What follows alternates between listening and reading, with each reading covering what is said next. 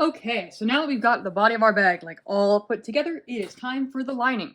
And the great news is, since you've already made your bag, this is all going to be very easy and just a repeat of what you've already done, minus pockets.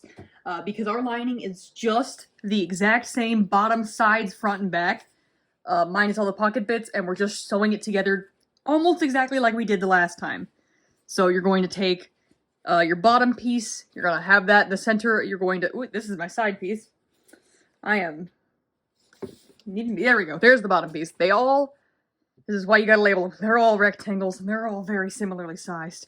But you're going to take your bottom piece, and that's going to be your center again, and you are going to attach your side pieces to the two short sides and pin along the stitch line, and match the notches, and sew those.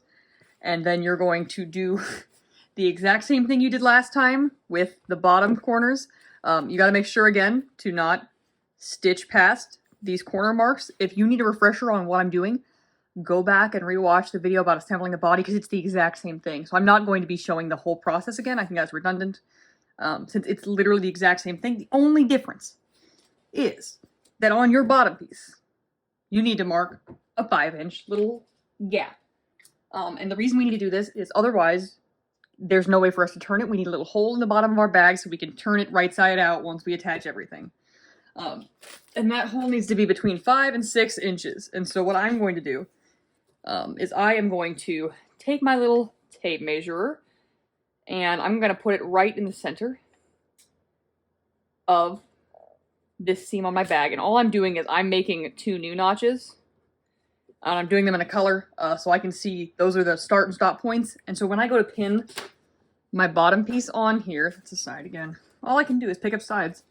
Okay, when I pin this piece on here, I will sew from here to here and then stop. And then start and sew from here to here and then stop. And so all this is doing is you're going to have a little hole between the back part of your lining and the bottom of your bag, and that will allow us to turn. And once I go through and sew all these pieces real quick off camera, I will come back and show you exactly what that needs to look like. But aside from that one little detail, just sew your lining exactly like you sewed your bag body. Put the sides on first, stop at the corners of your stitch line, and then put the front and back on, and then stitch them up the sides. It's the exact same process, so good luck. So, just like I said, I went off and I sewed all my lining pieces the exact same way that I did the body of the bag. And this is what it needs to look like. It looks very similar to what your bag body looked like to begin with. It's got a bottom and 4 sides shooting up towards the top. The big difference, besides lack of pockets, is there is a little hole in the bottom. There's a little hole, a little 5-inch hole, which is where you were marking for that. And so that is what we want right now. We're going to slip stitch that up in like 2 or 3 steps from now. But for right now, it just needs to exist. But what we're going to do next is it is time to officially line our bag, which is very exciting and can be a little daunting, I'm not going to lie. But that's mostly just because it looks like things are going terribly wrong until it's done. And then it suddenly looks good and great and you did it all right. But it's that first middle part where it's like, oh no, things have gone awry, that we got to get through bravely and without questioning ourselves. So first of all, you want your lining just like this, with it's like inside out. The wrong sides are facing out towards you and the right sides are on the inside. And what we're going to do is we're going to take our bag body with its right side facing out. We're just going to drop it inside of our lining. And you want long sides to be lining up with long sides and short sides to be lining up with short sides here. And so we're just nesting these two into each other. I'm going to tuck the handles inside because we want to make sure those are inside there when we're sewing. We don't want them poking out because then they will be weirdly stuck inside the lining of your bag. And so what we're going to do now that we've got our bag inside of our bag is we're going to unify these to be one piece. And in order to do that, we need to pin all the way around the outside top edge of our bag. And this is, like I said, this is the suspension of disbelief that the lining is going to work. You just have to trust yourself. And the way that we do this is we start out by matching up our corner seams. And this time we are trying to make sure we're lining up this stitch line as well. But to start with, we are just matching up corners because that's how we're going to get everything aligned to begin with.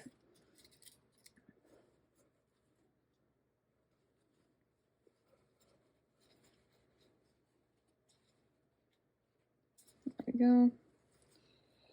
We're so close to being done. I'm very excited because I'm going to get to see everybody's bags and they're all going to be so cool and great.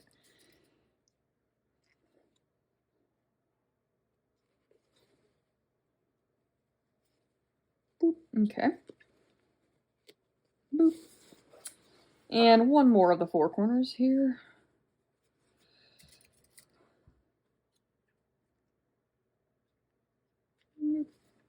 And as you can see, I pressed my lining and everything. All the seams are open because that makes this much easier.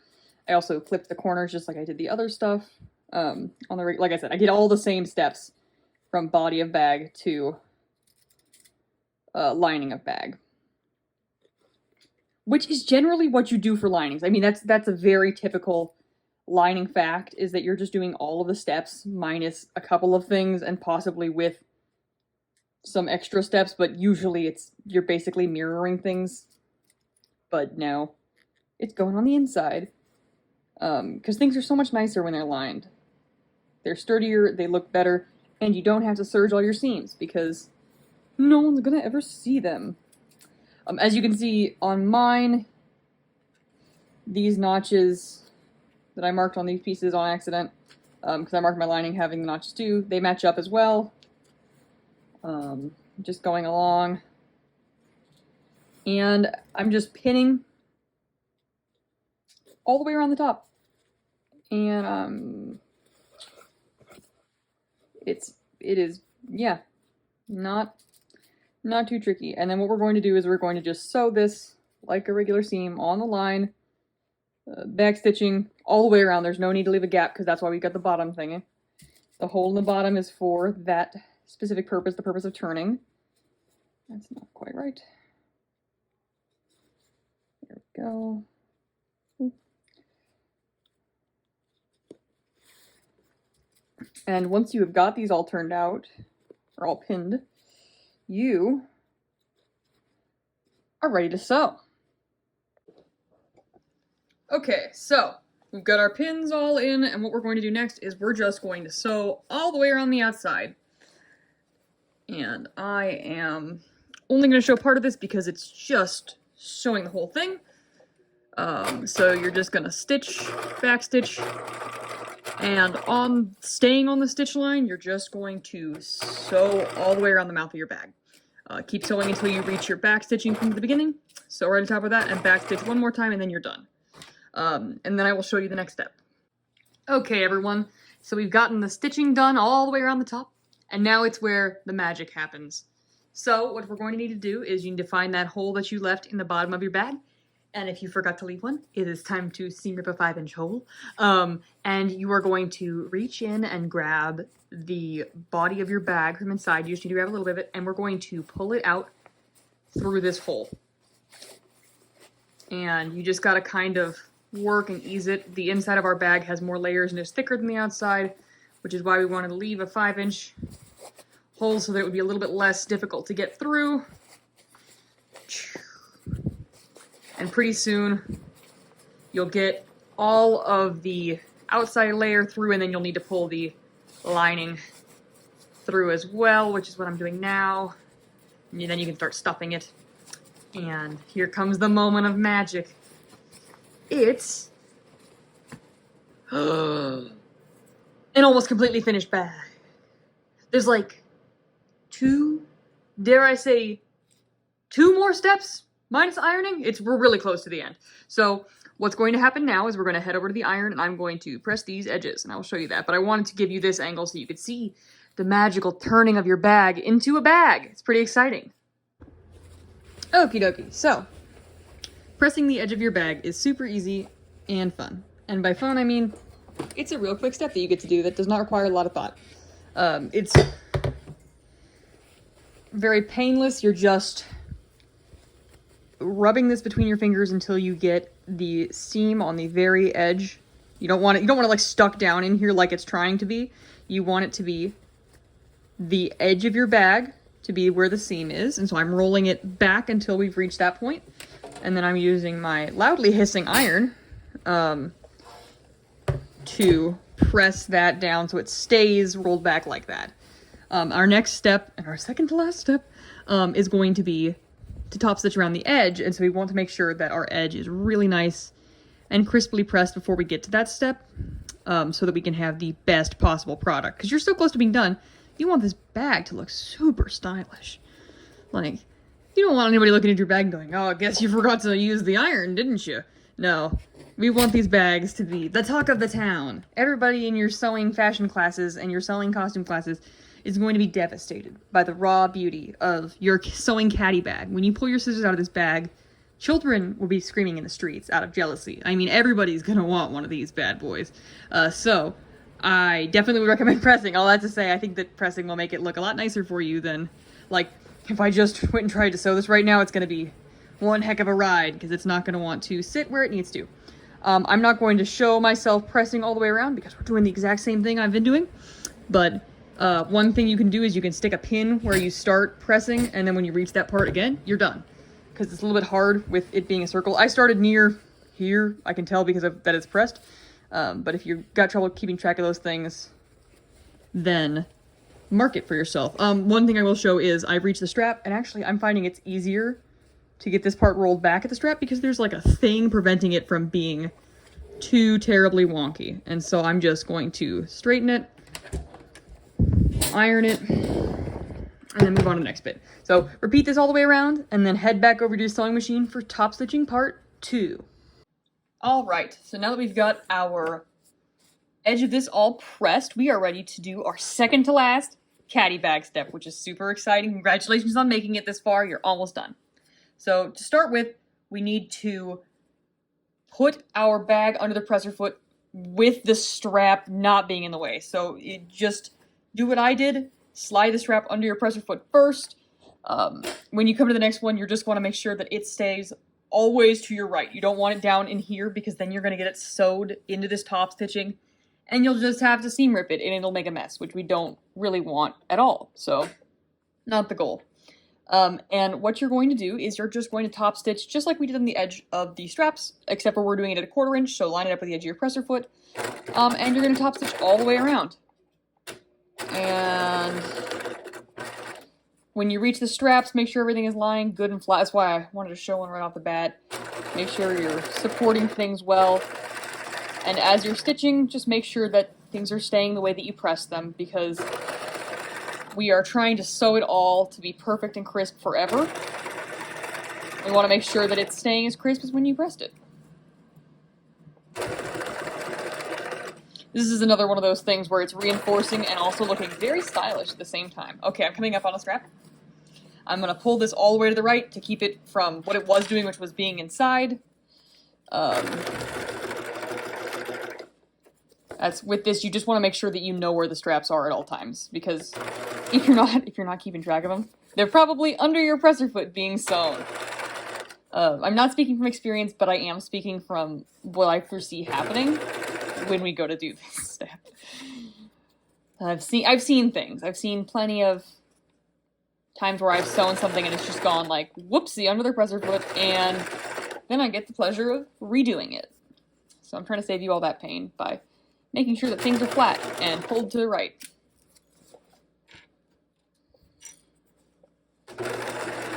My bracelets over here are grabbing pins off my pin cushion and trying to throw them around, so my workflow space is going really, really well today. Yeah, stitching.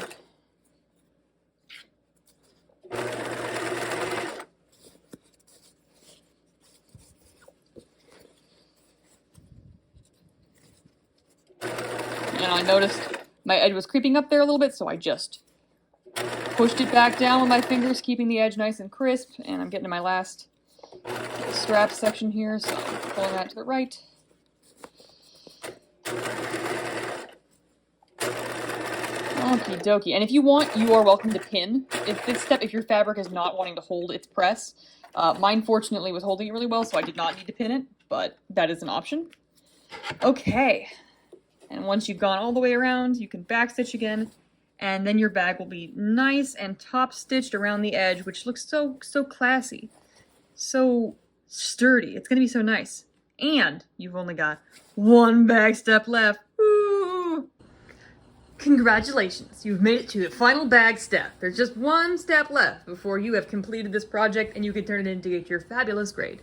And that is, we gotta fix that hole in the bottom. You don't want a hole in the bottom of your bag that everything can escape through.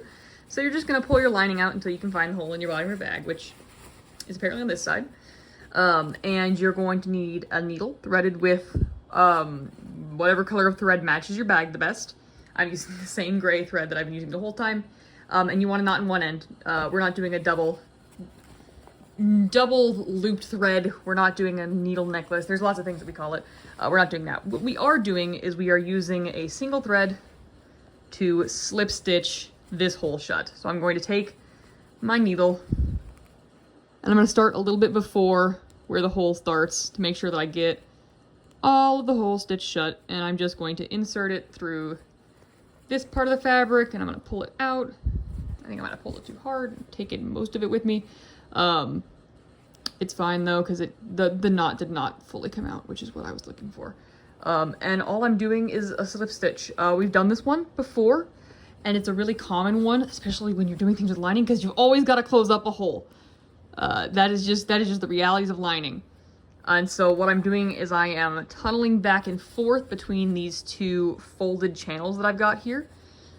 So I come out on one side and I find the equivalent spot on the other side and I pop over to it. And if it's easier for you, you can open this up a little bit and then you can say, oh, I'm just trying to stay on the crease. Doing the slip stitch is an important skill, and I've also got that beginning sewing tutorial if you need to go back and watch a more in-depth video on how to do the slip stitch. This is a little different than that because we're doing it on a side with two folds rather than one, which was how our sampler was constructed. But this is the way that honestly the slip stitch is used more often. That was a theoretical example of a stitch we use really frequently in the real world. And this is the more practical way of how we do it.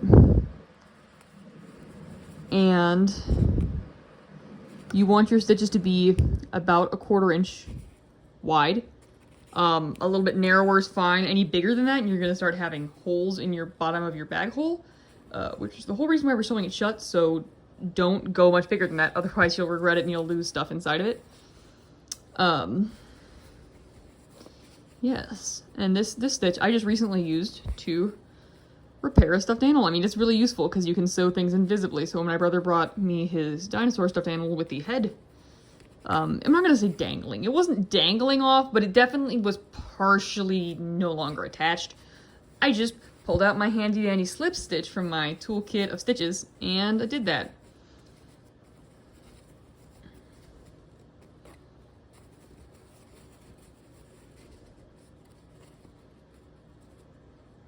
Okie dokie. So you're just going to keep doing this. It's really hard to do with the way that I've got my camera, honestly. But I feel like generally you get the picture. I am slip stitching this until we reach the end. Which hopefully won't take you as long because you don't have a camera in your face. But hey, anything is better than my original sewing setup from the Abby Vanilla videos, the, original hand sewing tutorial ones. I had to refilm those a lot of times because I did not own a tripod. I had a stack of books and my phone.